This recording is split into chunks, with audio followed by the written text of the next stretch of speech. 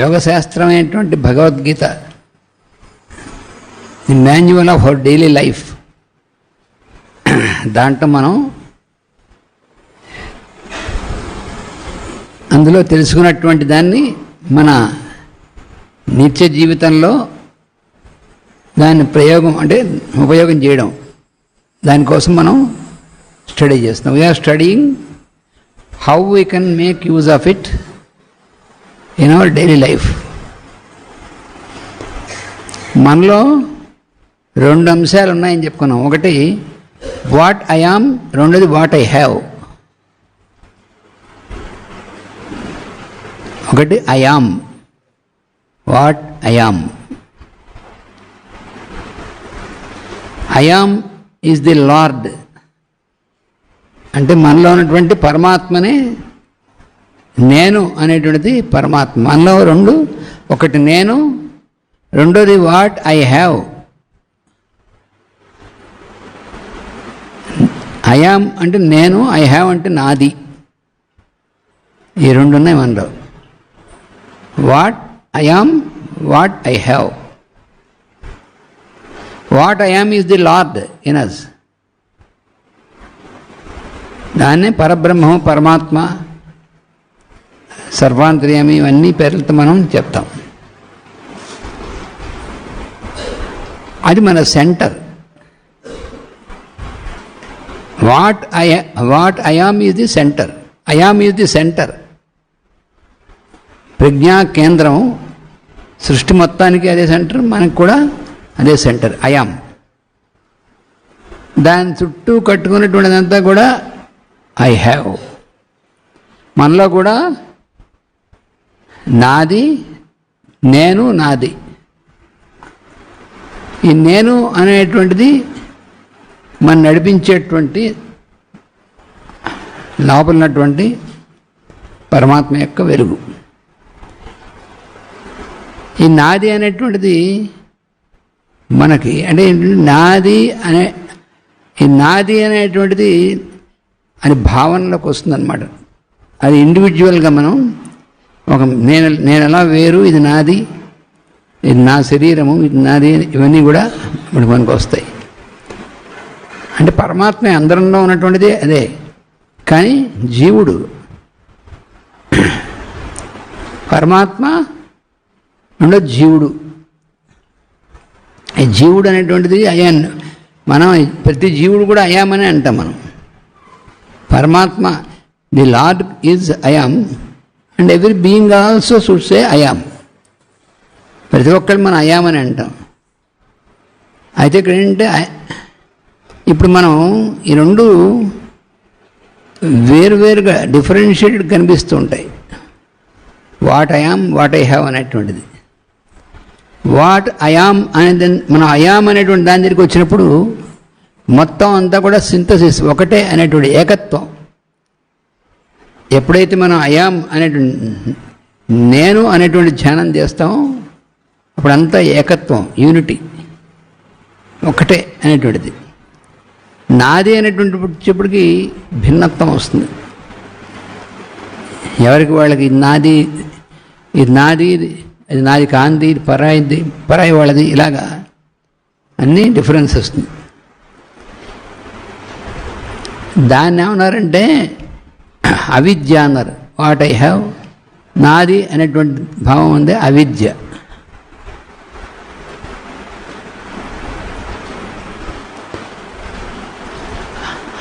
అంటే అవిద్య అంటే ఏమిటి అంటే ఇగ్నోరెన్స్. అయితే మరి ఈ అవిద్య ఎందుకు ఉండాలి? భగవంతుడు అవిద్యను ఎందుకు ఇచ్చాడు? అవిద్య లేకపోతే అవిద్య ఎందుకండి? అంతా ఒకటే కదా, అంతా పరబ్రహ్మమే కదా. అంతా పరబ్రహ్మమే, అంతా అయాం, ఓన్లీ అయాం, అదే సత్యం, దాన్నే బ్రహ్మం అన్నారు. ఈ మిగతా అంతా వాట్ ఐ హ్యావ్ బోర్డని ఉంటుంది. అయాం అనేటువంటిది ఎప్పుడు ఒకటే ఉంటుంది, కానీ వాట్ అయాం అనేటువంటిది, వాట్ ఐ హ్యావ్, నాది అనేటువంటిది చాలా ఉంటుంది. మనం రోజు మనం వ్యవహారం అంతా ఈ నాది అనేటువంటి దాంతోనే వ్యవహారం. నాది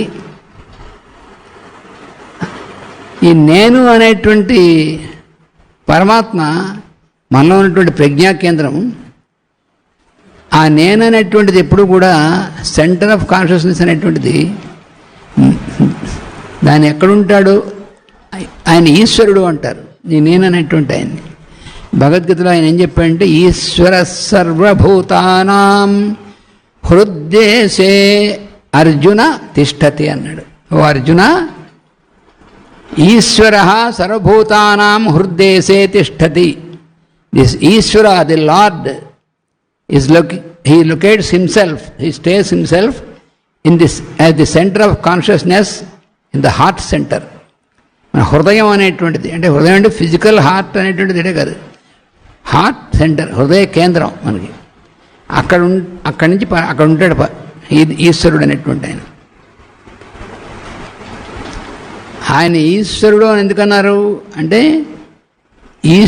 ఈశత్వం అంటే కంట్రోలింగ్. ఆయన ఏం చేస్తూ ఉంటాడు, అక్కడ ఉండని చెప్పాడు, భ్రామయన్ సర్వభూతాని యంత్రారూఢేషు మాయయ.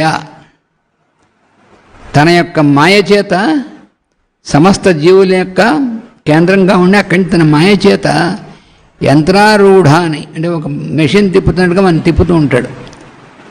అదేం చేసే పని. ఎందుకంటే ఎలా చేయడం, ఆయనకేం పని లేదా, ఆయనకి అది ఆట, ఆయనకి it is a play for him.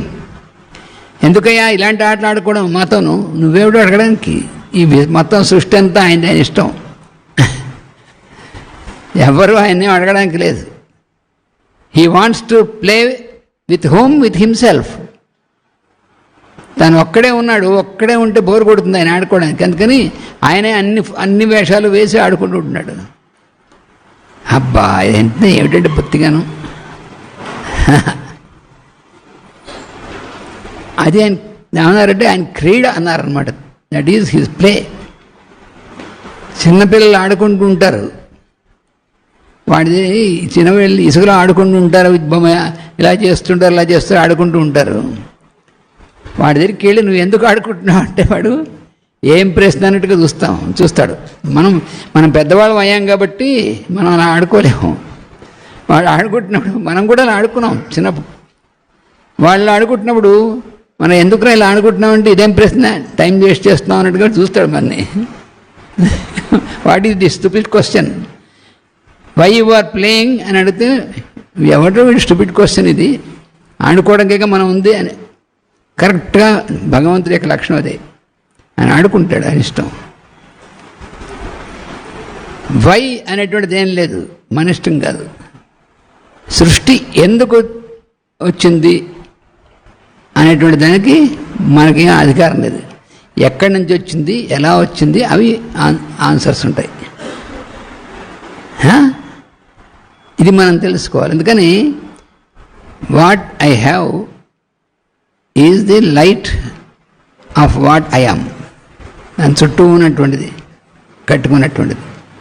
అయితే ఇప్పుడు మనం ఏంటి, ఈ మాయ అనేటువంటి దానివల్ల మనం ఇదంతా నాది వేరు వాడిది వేరు అని అనుకుంటుంటాం. దానివల్ల కండిషనింగ్ అనేటువంటిది వస్తుంది. అవిద్య అనేటువంటిది లేకపోతే మనం అందరం ఇలా జీవులు మనం ఇలా ఇదవ్వడం, మన రిలేషన్షిప్స్ ఇవేమి ఉండవు. ఇవన్నీ అవిద్య వల్లే. మరి ఎలా అయితే ఎలాగంటే, మరి అవిద్య ఎందుకు ఉండాలి? అవిద్య ఎందుకు ఉండాలంటే అవిద్యతో ఆడుకోవడానికి.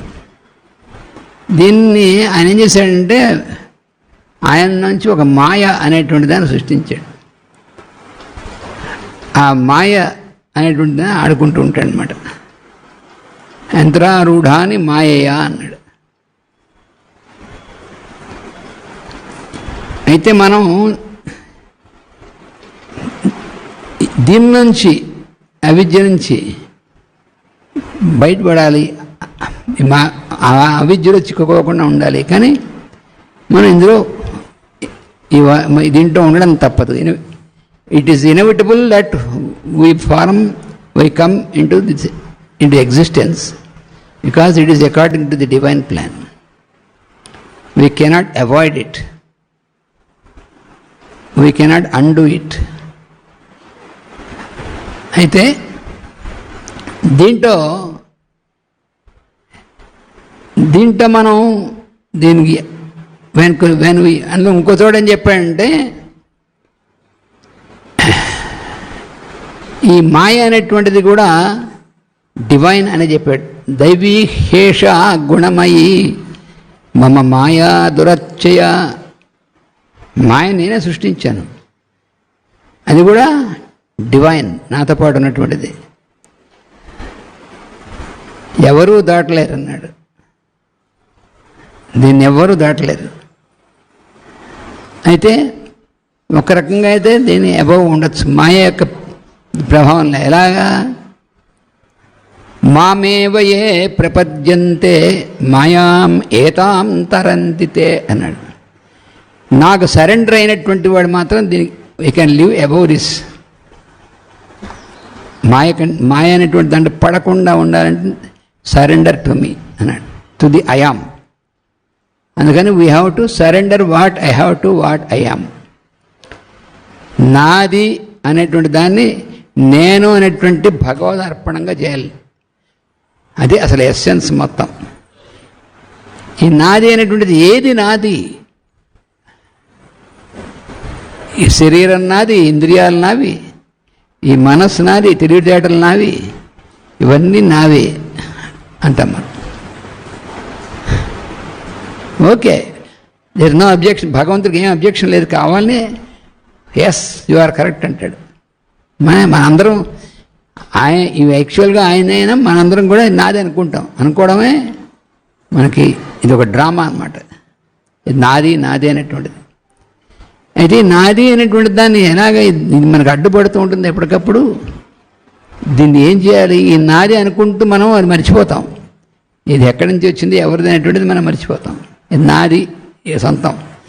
నా శరీరం అండి, నీ శరీరం ఏమిటి? కాకపోతే నా శరీరం నాది కాదు. నీకు ఎక్కడి నుంచి వచ్చింది? నువ్వు సంపాదించావా? అది నువ్వు కొనుక్కున్నావా? నీ శరీరం ఇవన్నీ నువ్వు కొనుక్కున్నావా? నువ్వు సంపాదించావా? నువ్వు కట్టుకున్నావా? ఇవన్నీ నీ వల్ల ఏవి కావు. మన ఎవరికి కూడా అలా అనడానికి వీలేదు. కాబట్టి నాది అనుకుంటాం, అనుకోని.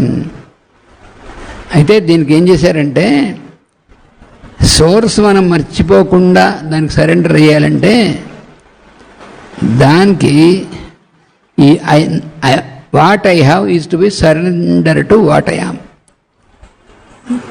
అంటే దానికి ఎలాగా? ఇది నాది, ఇది నాది, ఇది నాది అని ఈ నాది అనేటువంటి లిస్ట్ మనని తయారు చేయమన్నారనుకోండి, మీకు కొంత టైం ఇస్తాం. ప్రతి ఒక్కళ్ళ మనందరికీ you prepare the list of what I have అని మనం నాది అనుకున్నటువంటి దాన్ని ఒక లిస్ట్ తయారు చేయండి. మీకు ఎంత టైం కావాలి? ఒక వారం రోజులు తయారు చేస్తాం. చేయండి అన్నాను. వారం రోజులు అయిన తర్వాత పూర్తయిందా? అయిపోయినట్టుగా ఇంకా ఉందండి. పోనీ నెల రోజులు అయిన తర్వాత పూర్తయిందా? అయిపోయినట్టుగా ఉంది కానీ ఇంకా ఉందండి. ఈ నాది అనేటువంటి లిస్ట్ పూర్తి అవుతుంది, ఇంకా యాడ్ అవుతూనే ఉంటుంది. నాది నాది నాది నాది అని. అమ్మో నాయన, ఇంత పెద్ద లిస్టే. ఇన్ని కోట్ల జీవులకి ప్రతి ఒక్కళ్ళకి నాది అనేటువంటిది పెరిగిపోతూనే ఉంటుంది. అని మనం పెంచుకుంటూనే వెళ్తాం. మరి భగవదర్పణం చేయడం అంటే ఏమిటి? ఎలాగా? సరెండర్ టు లార్డ్ కాన్షియస్ అంటే ఏమీ లేదు. ఈ నాది అనేటువంటి దాన్ని సంస్కృతంలో ఏమంటారంటే మహా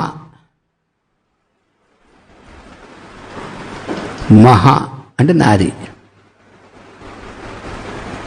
దీన్ని మమ అంటాం. తాం మమావహ అని కూడా చదువుతుంది. మమ అన్న మహా అన్న ఒకటే. మహా చూసారా? మహా అంటే నాది. సంస్కృతంలో చమత్కారం ఉంది. దీని ముందు కనుక నా పెట్టామనుకోండి, నా మహా అంటే నాది కాదు అని అర్థం. నెగేషన్. సింపుల్. మహా అంటే నాది, నా మహా అంటే నాది కాదు. ఏది నాది కాదు, ఏది నాది కాదు. ఇందులో ఏది నాది కాదు, కానీ అన్నీ నాదే అనుకుంటున్నాం మనం. అందుకని నా మహా నాది కాదు. మరెవరిది? భగవంతుడిదే. ఈ నా మహా అని అంటున్నాను చూసారా, ఈ అనడాన్ని నమస్కారము అన్నారు. చూసారా, నమస్కారం అంటే అర్థం ఏమిటి?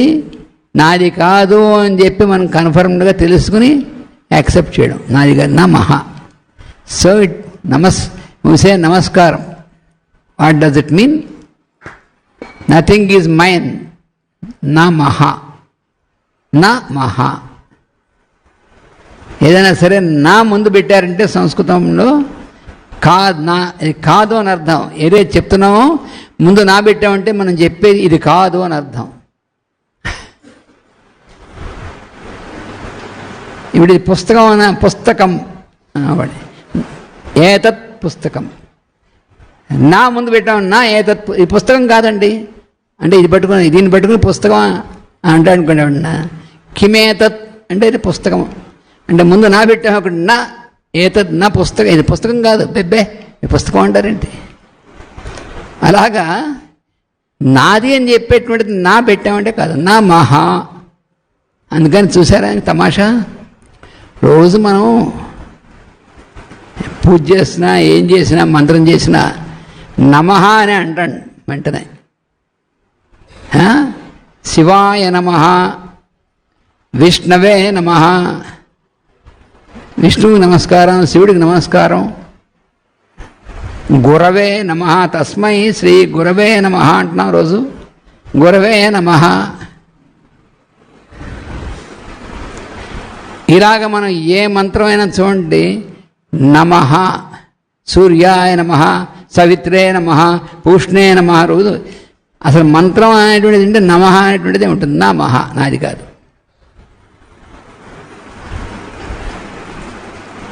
ఏ మంత్రము కూడా నమః అనేటువంటిది లేకుండా ఏ మంత్రం ఉండదు. నమః అనేటువంటిది. రామాయ నమః, కృష్ణాయ నమః, అన్నీ మొత్తం. ఈ నమః అనేటువంటి దానికి ఒక ముద్ర ఉంది, అంటే ఒక సింబల్. అది మనందరం మనం చేస్తూ ఉంటాం. అసలు యాక్చువల్గా నమః అన్నప్పుడు మనం ఎవడెవడు నమస్కారం అండి అంటే ఇలా చేయాలి. ఇలానే ఎందుకు చెయ్యాలి అని మళ్ళీ వెంటనే ప్రశ్న వస్తుంది. మనం ఏదైనా చేసుకోండి బాగుంటుంది, ఇలాగే ఎందుకు చేసుకోవాలి, నా ఇష్టం వచ్చినట్టు కాదు, దానికి ఒక సిగ్నిఫికెన్స్ ఉంది. అది తెలుసుకోవాలి మనం. ఇప్పుడు ఈ చెయ్యి దీనికి 5 వేళ్ళు ఉన్నాయి, దీనికి 5 వేళ్ళు ఉన్నాయి. ఒకటి 5 ఇంద్రియాలు, కర్మేంద్రియాలు, 5 జ్ఞానేంద్రియాలు అని చెప్పుకున్నాం కదా. ఈ కుడి చేతికి ఉన్నటువంటి 5 వేళ్ళు 5 జ్ఞానేంద్రియాలు, ఈ ఎడం చేతికి ఉన్నటువంటి 5 కర్మేంద్రియాలు.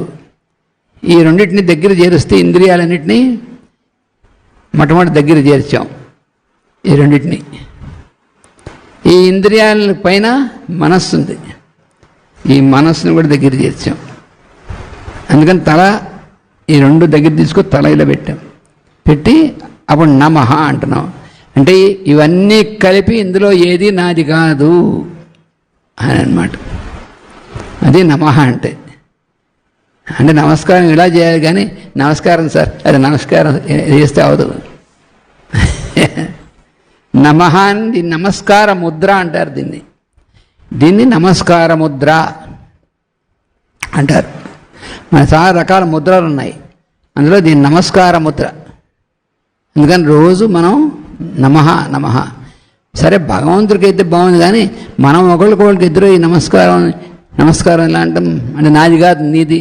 అదేమిటండి అర్థం ఉందా? ఇవేం నాది కావు నీదే అంటే నాలోనూ నీలోనూ అందరిలోనూ ఉన్నటువంటిది పరమాత్మే, ఆ నేనే. కాబట్టి ఆ నేనుకి ఇప్పుడు ఇంకో ప్రశ్న వస్తుంది. అయితే బాగుంది, జీవులు మన అందరూ ఉన్నాం కదా, ఎవరికి నమస్కారం చేయాలి? నెక్స్ట్ ప్రశ్న వచ్చేస్తుంది వెంటనే. మనం మామూలుగా ఆగుతామేంటి? అసలు ఎందుకు చేయాలి, ఎవరు చేయాలి, ఎవరికి చేయాలి? దీనికి భాగవతంలో దక్షయజ్ఞం అనే కథ ఉంది. అందులో శివుడు ఆయన చెప్తాడు నమస్కారం ఎందుకు చేయాలి, ఎవరు చేయాలి అనేటువంటిది ప్రశ్నకు సమాధానం. ఆ దక్షయజ్ఞం అనే కథ ఉంది. ఆ కథలో బ్రహ్మ శివుడు అందరూ ఉంటారు. బ్రహ్మగారిలోంచి ఈ ప్రజాపతులు వీళ్ళందరూ కూడా వచ్చారు. అందరిని సృష్టించింది ఆయనే కదా. ఈ దక్షుడు అనేటువంటి ఒక ప్రజాపతి పెద్ద యజ్ఞం చేశాడు. ఆ యజ్ఞం ఏంటంటే ఈ జీవులకి ఆకారాలు అవి తయారు చేసేటువంటి యజ్ఞం. అది యజ్ఞం చేసి ఆ యజ్ఞానికి అందరినీ పిలిచాడు, దేవతలందరినీ. మరి బ్రహ్మ దగ్గర నుంచి అందరు, శివుడిని మాత్రం పిలవలేరట. ఎందుకంటే శివుడు ఆయనకు అల్లుడు. దక్షుడు కూతురు సతీదేవిని శివుడికి ఇచ్చి పెళ్లి చేశారు ముందు. పార్వతీదేవి అంతకుముందు ఆవిడే సతీదేవి. అప్పుడు ఏమైందంటే ఈ దక్షుడికి ఏంటంటే నేనే all in all, I am on in all, నేను మొత్తానికి నేనే. దక్ష అంటే ఎబిలిటీ అనమాట. దక్షత అంటే నేను I am able to do everything for this అని వాడి ఉద్దేశం దక్షుడు. అందుకని వాడు అహంకారానికి సింపుల్. నేనే. మనలో కూడా అహంకారం అనేటువంటి, అహంకారం అంటే నేను అనేటువంటి భావన అష్ట ప్రకృతుల్లో ఒకటే మనలో. అయితే భగవంతుడు నేను అనేటువంటిది మనలో ఉండేది. ఇది కాకుండా నేను పూర్తిగా సపరేట్గా అందరికంటే కాదు నేను అనేటువంటి దక్షుడు. అందుకని వాడు మొత్తం నేను కదా ఇది చేస్తున్న ప్రజాపతిని అని అందరూ నాకు నమస్కారం చేయాలి అని ఉద్దేశం. అయితే సభ వచ్చేప్పుడు సరే శివుడు బ్రహ్మ వీళ్ళందరూ ఉన్నారు. ఈ దక్షుడు వచ్చినప్పుడు మిగతా దేవతలు వీళ్ళంతా లేచి నుంచుని దక్షుడు నమస్కారం చేశారు. బ్రహ్మగారు చేయలే, ఎందుకంటే బ్రహ్మగారే సృష్టించింది వాడిని, ఎందుకని చేయక్కర్లేదు. శివుడు కూడా చేయలేదట. అప్పుడు వాడు కోపం వచ్చింది. ఈ శివుడు నాకు అల్లుడు, వాడు నా కూతురు నుంచి పెళ్లి చేశాను, వాడు నాకు నమస్కారం చేయలేదు, ఎంత ఒళ్ళు పొగరనుకున్నాడు వాడు దక్షుడు. తమాషా. అప్పుడు శివుడు ఈ యజ్ఞానికి శివుడిని పిలవలేదు. ఆయన భార్య సతీదేవి దక్షుడు కూతురే కదా.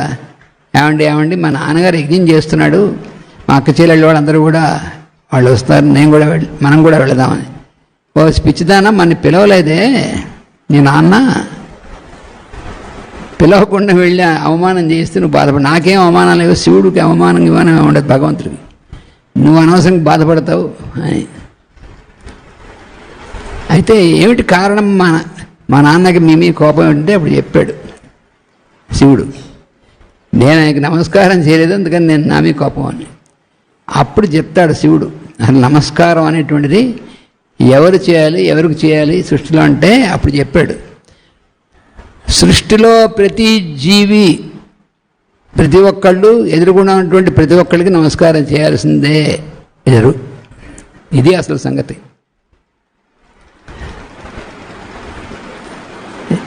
ప్రతి ఒక్క జీవి ఎదురుగుండా ఉన్నటువంటి జీవికి నమస్కారం చేయాలి. ఎందుకని ఆ రూపంలో ఉన్నటువంటిది పరమాత్మ అని గుర్తు చేసేది ఒక్కటే, అందుకని నమస్కారం చేయాలి. అక్కడ ఇంకోటి కూడా చెప్పాడు, నమస్కారం చేసేటువంటి వాడి when we do namaskar it is the benefit is for the one who does it. మనం ఎవరికైనా నమస్కారం చేసామంటే మనం ఉద్ధరింపబడ్డానికి, కానీ నమస్కారం ఎవరికి చేసామో వాడికి ఏమి ఉపయోగం, వాడికి నమస్కారం చేయకపోయినా కమ్ముడిపోయింది ఏం లేదు. మనం నమస్కారం పెట్టకపోతే అవతల వాడికి ఏం అవ్వదు, కానీ మనం నమస్కారం పెట్టకపోతే మనమే భ్రష్టపడతాం. అది ఇక్కడ రూల్, సృష్టిలో ఉన్నటువంటి ధర్మం అది. కాబట్టి ప్రతి ఒక్క జీవికి ఎదుర్కొన్న ఉన్నటువంటి వాడు పరమాత్మను చూసి నమస్కారం చేయాలి. అయితే నేను మీ నాన్నకి ఎందుకు చేయలేదు అప్పుడంటే, ఆయనలో ఉన్నటువంటి అహంకారాన్ని ఇంకా పెంచడం అవుతుంది నేను నమస్కారం చేస్తే, అందుకని చేయలేదన్నాడు. నేను లోపల నమస్కారం చేసుకున్నాను, బయటకు కనిపించేట్టుగా చేయలేదు, ఎందుకంటే వాడు ఉన్నటువంటి అహంకారం పెంచినటువంటి వాడు, అంటే వాడు భ్రష్టపడ్డాక నేను కారణం అవుతాను, అందుకు చేయలేదన్నాడు శివుడు. దక్షయజ్ఞం కథ మాస్టర్ గారు బ్రహ్మాండమైనటువంటి ఆయన చాలా అద్భుతమైనటువంటి లెక్చర్. ఆ కథ భాగవతం కథని మాస్టర్ గారు అందులో సూక్ష్మాలు అన్నీ వివరించి చెప్పారు. అప్పుడు చెప్పాను, మన శివుడు మనకందరికీ చెప్పినటువంటిది అది. ఎదురుగుండా ఉన్నటువంటి వాడు ప్రతివాడికి నమస్కారం. మరి మనం పెద్దవాళ్ళం పిల్లవాళ్ళకి నమస్కారం చేయాలి అన్నాడు. పెద్దవాళ్ళమైనా పిల్లవాళ్ళకి వాడికి కనిపించేట్టుగా ఇలా చేయక్కర్లేదు, కానీ ఆ రూపంలో ఉన్నటువంటి భగవంతుడు చేసుకుంటూ ఉండాలి. చాలా విచిత్రంగా ఉంటాయి ఇవన్నీ. మనకేమిటో మనం ఎవరికైనా నమస్కారం అలా చేయాలంటే మనకంటే చిన్నవాళ్ళకి అక్కలే, పెద్దవాళ్ళకి కూడా మనం తెలియని వాళ్ళకి నమస్కారం చేయాలంటే మనకి వాడికి నమస్కారం చేయాలి అనిపిస్తుంది. కానీ నువ్వు నమస్కారం చేసేది నువ్వు బాగుపడడానికే అని చెప్పాడు శివుడు ప్రతి ఒక్కళ్ళకి. It is the first step for you to start growing in to spirituality. నమస్కారం చేయడం అంటే నమస్కారం మనం చేయడం వల్ల మనకి దక్షుడుకున్నటువంటి అహంకారం మనకు ఉన్నటువంటి మనలో ఉంటుంది, అది పోతుంది. మనలో ఉన్నటువంటి అహంకారాన్ని అధిగమించాలంటే నమస్కారం చేయాలి. ఇవన్నీ కూడా మనకి పురాణముల భాగవతం మనం చదువుకుంటే మనకు అర్థం, భగవద్గీత ఇవన్నీ. అందుకని నమస్కారం అంటే దానిలో ఉన్నటువంటి ఈ అర్థం అంత ఉంది. నమః, నాది కాదు, సమస్తం భగవంతుడిదే అని every moment whenever we do this posture నమస్కారం, we remind ourselves that nothing is mine, everything belongs to the Lord in everyone. ఈశ్వరుడికి సంబంధించింది తప్ప ఇదేది మనది కాదు అని మనం గుర్తుపెట్టుకోవాలి. లేకపోతే మనకి ఏమవుతాం, అన్నీ నాదే, ఇది నాదే, అది నాదే, ఇవన్నీ అనుకుంటాం మనం. అది దానికోసం అన్నమాట నమః. అందుకని ప్రతి మంత్రాన్ని కూడా నమః అని ఎందుకు ఉంటుందంటే ఇది కారణం. లేకపోతే ప్రతి మంత్రానికి నమః నమః నమః ఎందుకది? అంటే మనం ఏది ఎందుకు చేస్తున్నామో అనేటువంటిది, ఎందుకు చేయాలి అనేటువంటిది తెలిపేటువంటివే భగవద్గీత కానీ భాగవతం కానీ అందుకో చదువుకోవాలి మనం. అంటే ఏది చేస్తే మనం ఉద్ధరింపబడతామో అది ఇందులో చెప్పినటువంటిది.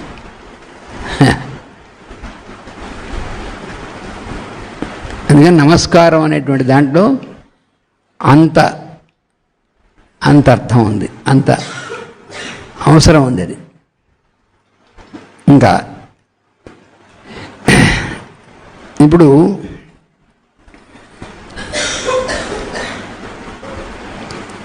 ఇంకా కొన్ని అధ్యాయాల్లోకి వెళ్ళినప్పుడు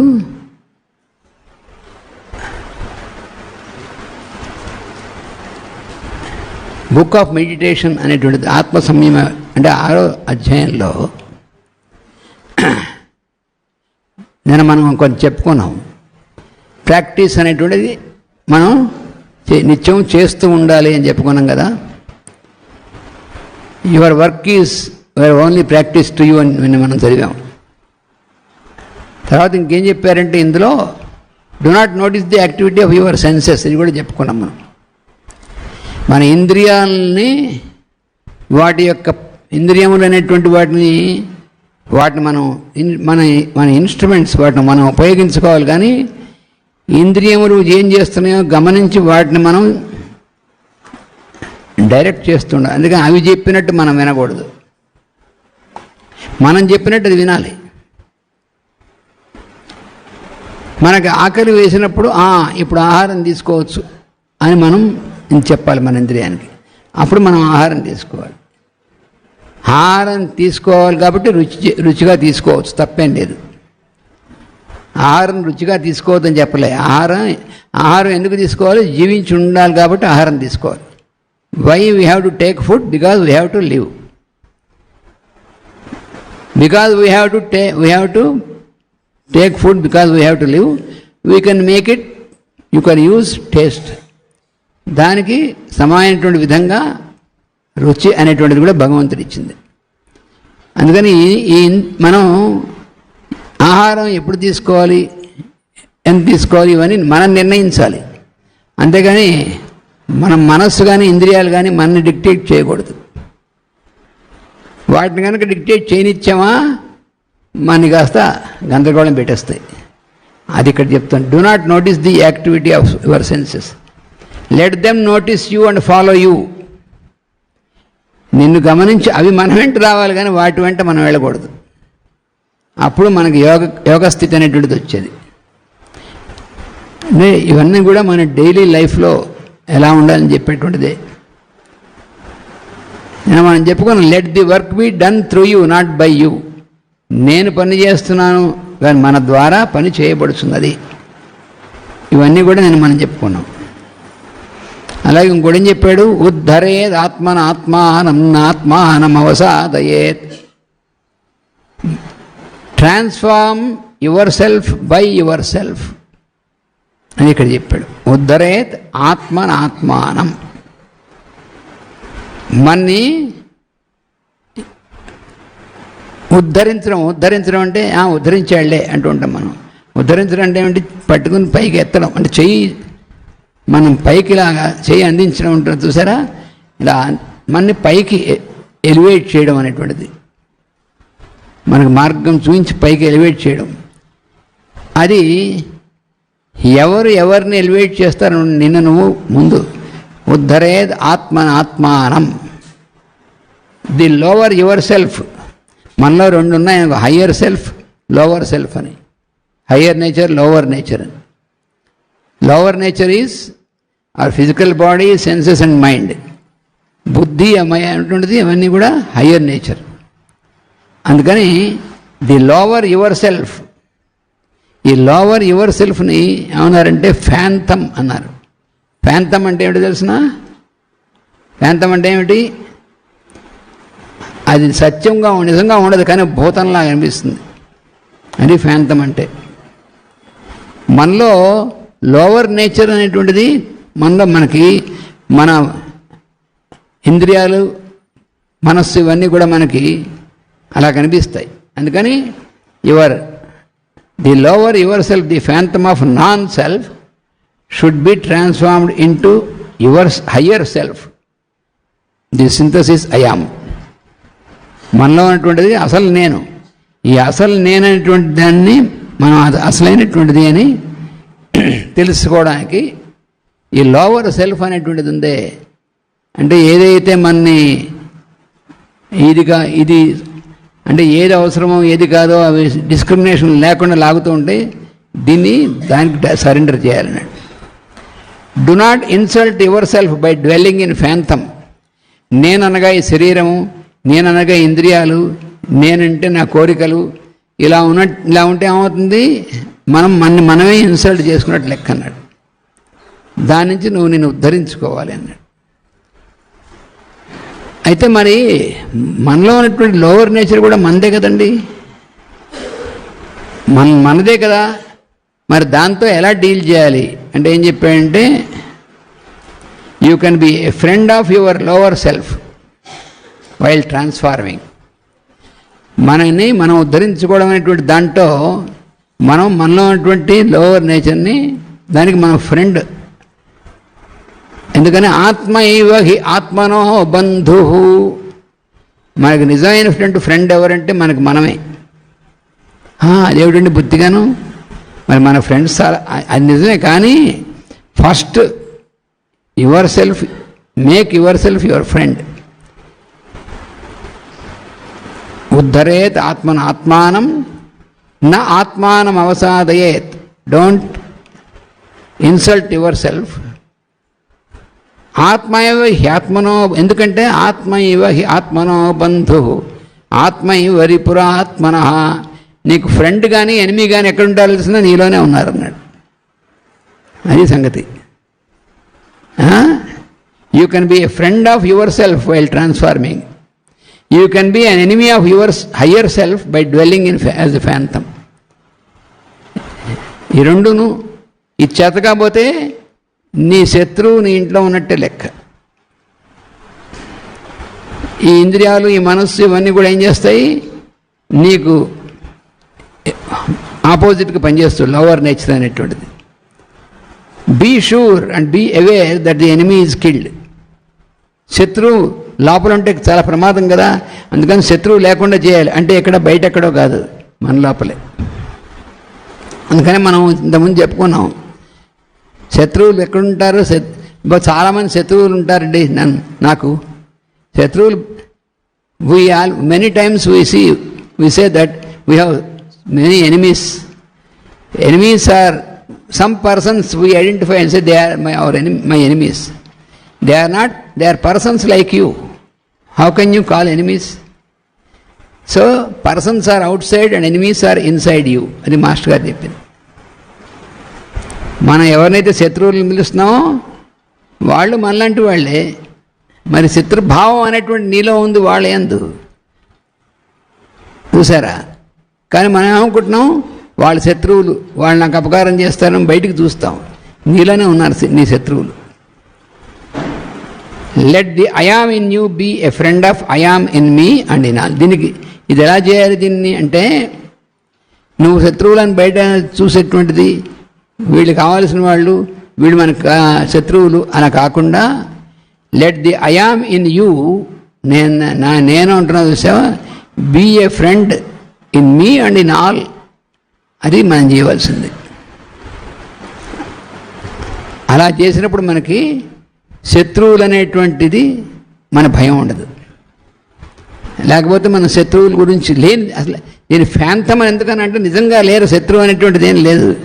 దాన్ని మనం భూతంలా పెట్టుకుని, అమ్మో వీళ్ళు శత్రువులు, వీళ్ళు మనకి చేతబడి చేస్తారేమో, వీళ్ళు మనకి కాస్త ఇది చేస్తారేమో, అలాంటిది అలాంటిది ఏమి ఉండదు. నీ భావనలో ఉంటుంది, దాన్ని బట్టి నువ్వు భయపడిపోతూ ఉంటావు. ఫ్యాంతం అన్నారు. అందుకే ఫ్యాంతం అంటే లేనటువంటిది ఉన్నట్టుగా భయంకరంగా భయపట్టి కనిపిస్తూ ఉంటుంది, అది ఫ్యాంతం అంటే. అది ఇక్కడ చెప్పింది. When you have conquered the phantom by transforming, you are a friend of yourself. నీకు నువ్వు మొట్టమొదట నీకు నువ్వే ఫ్రెండ్ అనేటువంటిది ఎలా అంటే, ఆ ఫ్యాంతం అనేటువంటి వాడిని కాంక్వర్ చేయాలి. If you notice the phantom as your objectivity, it is your own enemy. ఆ శత్రువు ఒక ఆబ్జెక్టివ్ అని ఇలా ఉండి చేస్తుందంటే అదే శత్రుత్వం. అందుకని అలాంటిది లేదు, నీకు నువ్వే friend, you are your own friend. అప్పుడు నువ్వు you can be a friend of all. First of all, if your senses and mind, you make them your friend. Make friendship so that they will follow you. Then you can make a friendship with others. అప్పుడు మిగతా వాళ్ళు friends అంటే తెలుస్తుంది. నీలో enemies అని పెట్టుకుని నువ్వు ఇంకోళ్ళు ఫ్రెండ్స్ అనుకుంటే అవదు. Then you have to live with your own enemy in your house. లేకపోతే ఏమవుతుంది, నీ శత్రువులతో కలిసి నువ్వు ఇంట్లో శత్రువులతో కలిసి ఉన్నట్టుగా నీ ఇంట్లో నీ లోపల నువ్వు శత్రువులతో కలిసి ఉంటావు. వాళ్ళ గురించి వీళ్ళ గురించి భయం, శత్రుభావం ఇవన్నీ నీలో ఉంటాయి. Then you have to live with enemies in your house. తర్వాత ఇంకాను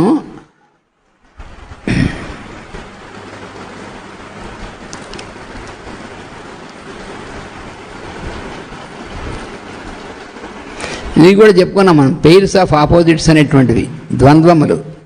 వాటిలో కూడా మనం వాటిలో దేంట్లోనూ కూడా మనం అటు ఇటు అయిపోకుండా పాయిజ్ సెంటర్లో ఉంటే మనం above the pairs of opposites, అది మనం ప్రాక్టీస్ చేయవలసింది. తర్వాత ఇంకోటి ఏం చెప్తున్నారంటే,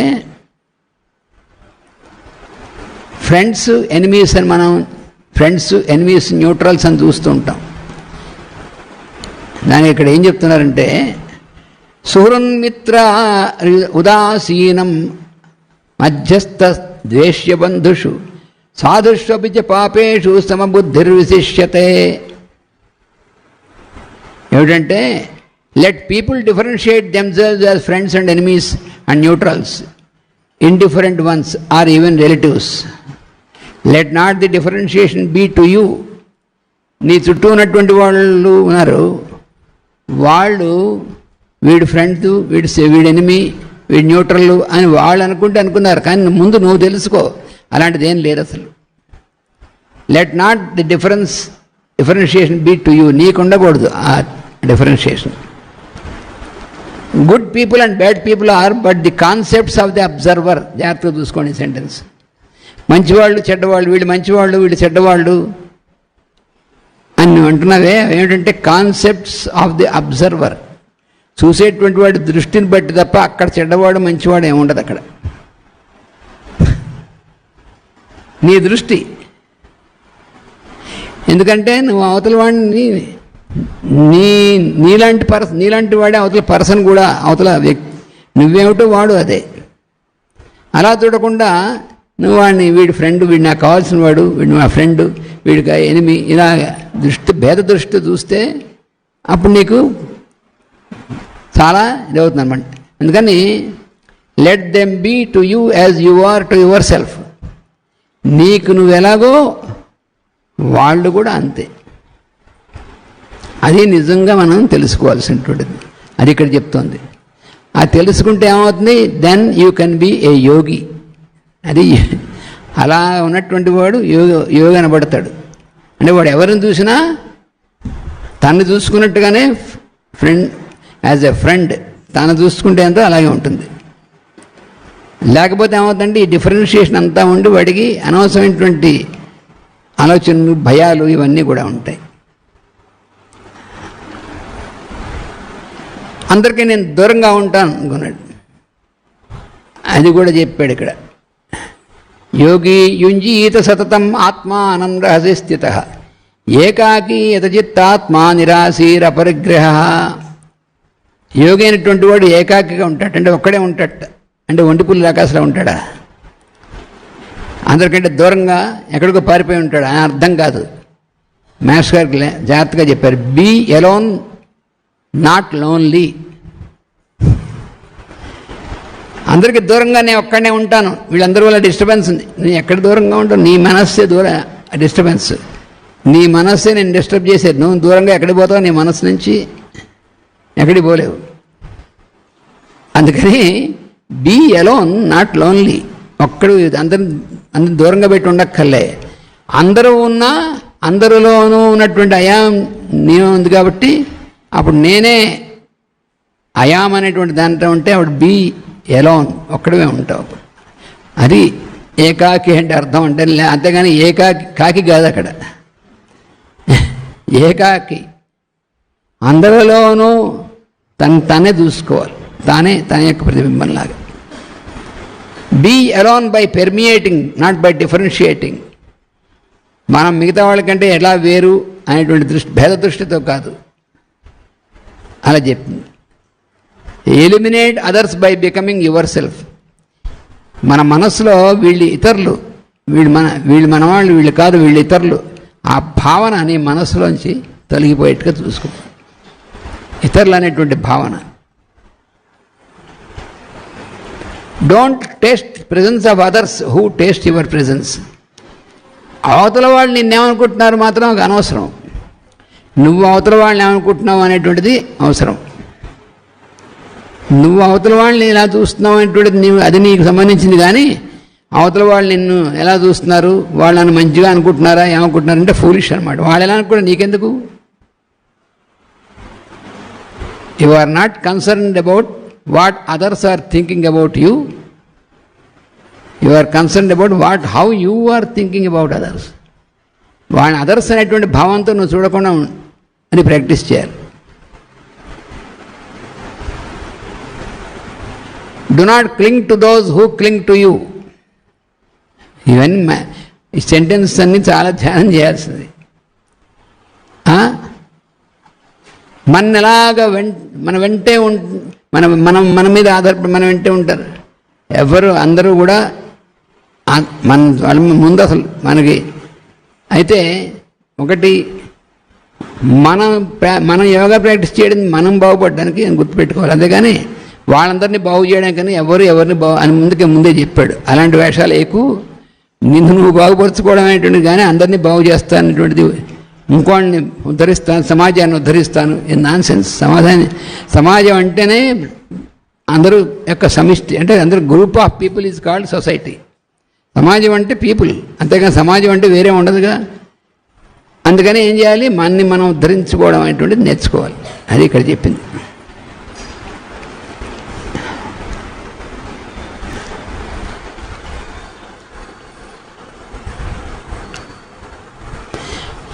By controlling your mind like this and by synthesizing yourself into me, you live in the all culminating peace.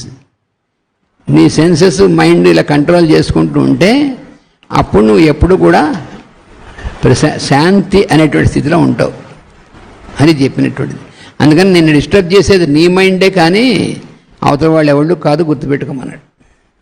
ఇంట్లో కానీ బయట కానీ ఎక్కడైనా సరే మనం ఏమిటంటే అవతల వాళ్ళు చూస్తుంటాం, వాళ్ళు నన్ను డిస్టర్బ్ చేస్తున్నారు, వాళ్ళ వల్ల మేము ఇలా పాడైపోయాం, ఎవరి వల్ల ఎవరు పాడైపోరు. అది అజ్ఞానం. వాళ్ళందరూ నన్ను కొంతమంది అనుకుంటుంటారు, అందరూ నిప్పులు పోసుకుంటున్నారు కళ్ళలో నన్ను చూసి. ఇంకే పని లేదండి అవతల వాళ్ళకి. వాళ్ళ కళ్ళలో నిప్పులు పోసుకుంటే వాళ్ళ కళ్ళు కాలుతాయి, నీకెందుకు? వాళ్ళు నువ్వు చెప్పినట్టుగా నేను చూసి అవతల వాళ్ళ కళ్ళ నిప్పులు పోసుకుంటున్నారు, నిజమైతే వాళ్ళ కళ్ళు కాలుతాయి, నువ్వెందుకు ఏడుస్తావు? 24 గంటలు వాళ్ళు నన్ను చూసి చేస్తున్నారు, వాళ్ళ దిష్టి నాకు తగిలేస్తున్నారు, ఏం తగలదు. దిష్టి అంటే దృష్టి. నువ్వు అందరిని చూస్తున్నట్టు వాళ్ళు నిన్ను చూస్తారు, అదేమిటిది?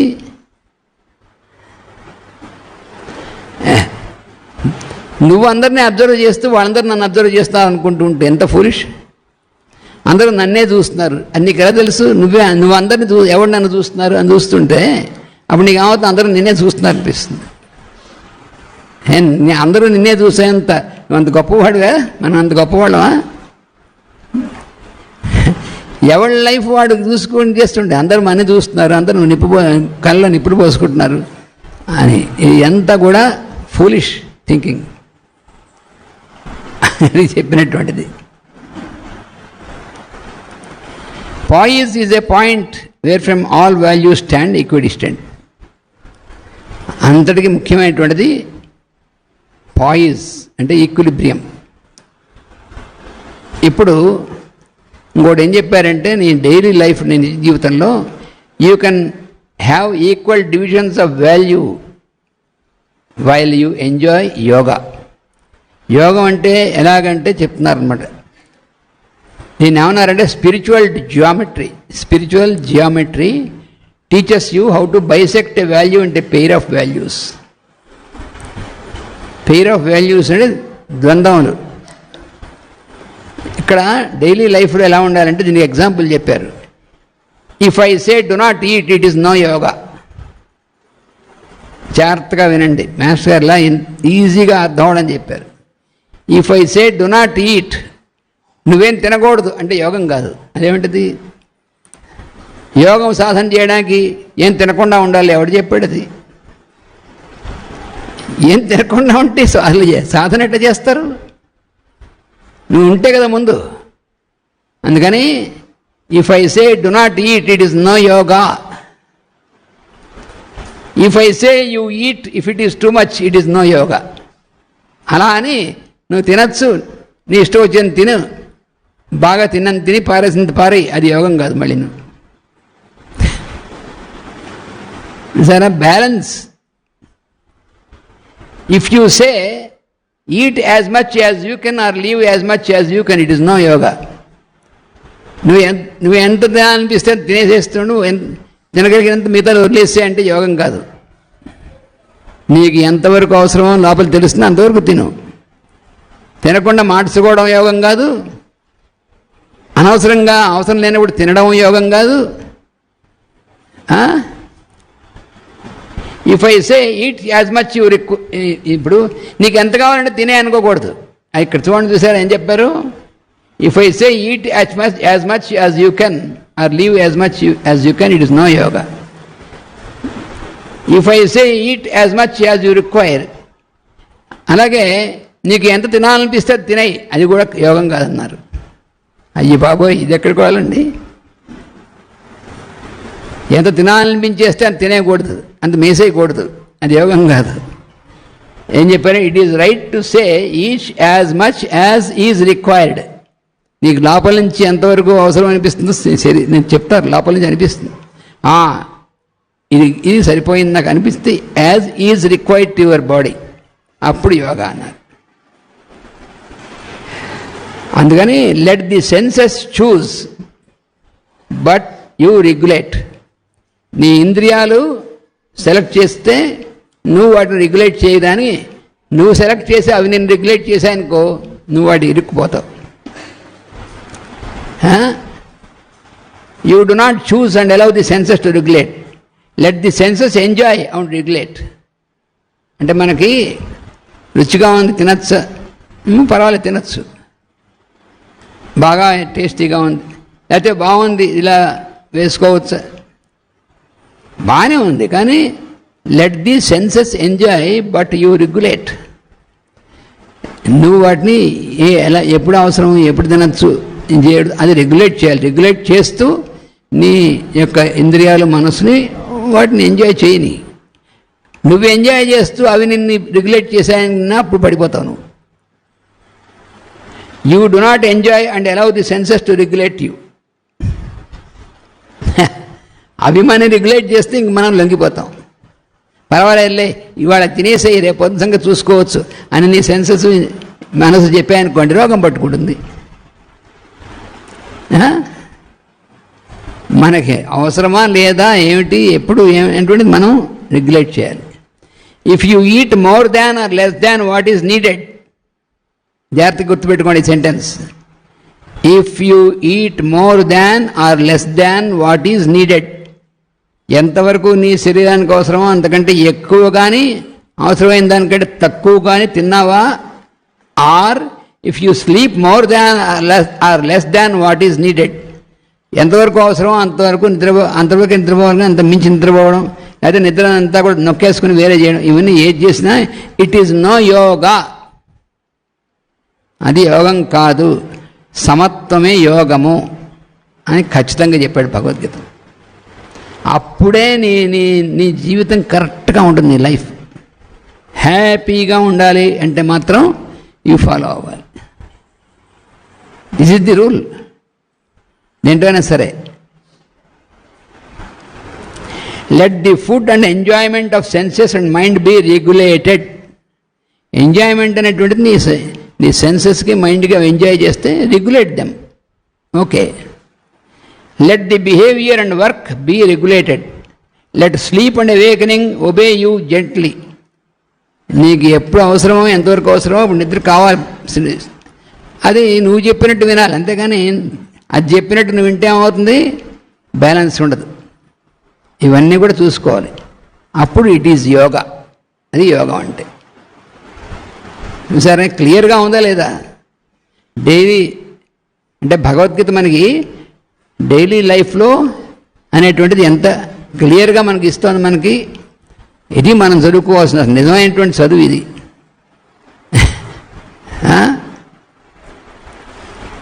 అందుకు ఇది మనం రోజు మనం ప్రతి నిమిషం ప్రతి దాంట్లో కూడా దీన్ని ఇది మనం ఫాలో అవుతే మనకి ఏ ప్రాబ్లం ఉండదు లైఫ్లో. ఇది ఫాలో అవ్వకపోవడం వల్లే అన్ని ప్రాబ్లమ్స్ మనమే పైగా తెచ్చుకొని ఈ ప్రాబ్లమ్స్ వాళ్ళ వల్ల వీళ్ళ వల్ల అనుకుంటాం. అక్కడే మరి ఎవరి వల్ల కాదు, మన వల్లే మనకు ప్రాబ్లం వస్తుంది. అవి గుర్తుపెట్టుకోవాలి. ప్రాబ్లమ్స్ ఏం తెచ్చుకున్నా మనం తెచ్చుకోవడం మనకి మనమే చేసుకున్నాం తప్ప ఇంట్లో కానీ బయట కానీ ఎవరి వల్ల ఎవరికి ప్రాబ్లమ్స్ వస్తాయనుకోవడం చాలా పొరపాటు. మన ఆలోచన వల్ల మన ప్రవర్తన వల్ల మనం ప్రాబ్లమ్స్ తెచ్చుకుంటామని గుర్తుపెట్టుకోవాలి. లేకపోతే మనం అంతా బయటికి చూస్తుంటాం, వాళ్ళు మనకు ప్రాబ్లమ్స్ కలిగిస్తున్నారు, వీళ్ళు కలిగిస్తున్నారు, వీళ్ళ వల్ల కలుగుతోంది అని. దానివల్ల ఎప్పుడు సొల్యూషన్ ఉండదు. ఎక్కడ మన దగ్గర రెక్టిఫై చేసుకోమని చెప్తున్నారనమాట, బయట ఎక్కడో కాదు అది చెప్తుంది.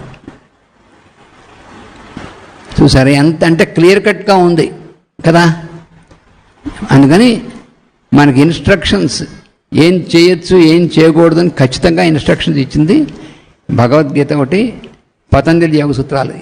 అంటే ఇవి యోగా అనేటువంటిది. యోగా అంటే ఇన్స్ట్రక్షన్స్, అంతేగాని వేరే ఏం కాదు. ఎలా చేయాలి, ఎలా ఉండాలి, ఎలా చేయకూడదు, ఎలా ఉండకూడదు, స్ట్రైట్ అండ్ సింపుల్. ఇంకా కొన్ని అలాంటివి ఇచ్చారో అది మనం రేపు చెప్పుకుంటాం. ఎక్సెస్ డోస్ ఉన్నా పనిచేయదు.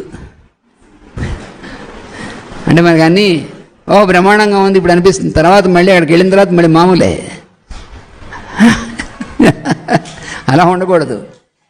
మనం ఏదైతే మంచిదని చేసామో దాన్ని వెంటనే అక్కడే ఇంప్లిమెంట్ చేయాలి, ఆచరణలో పెట్టాలి, అప్పుడు ఉపయోగిస్తుంది. ఆచరణలో పెట్టకపోతే మనం ఇవి చాలా మంచిదేనండి, ఆచరణలో పెట్టలేదు, ఉపయోగించవు. అది మనం గుర్తుపెట్టుకోండి. వాసుదేవ.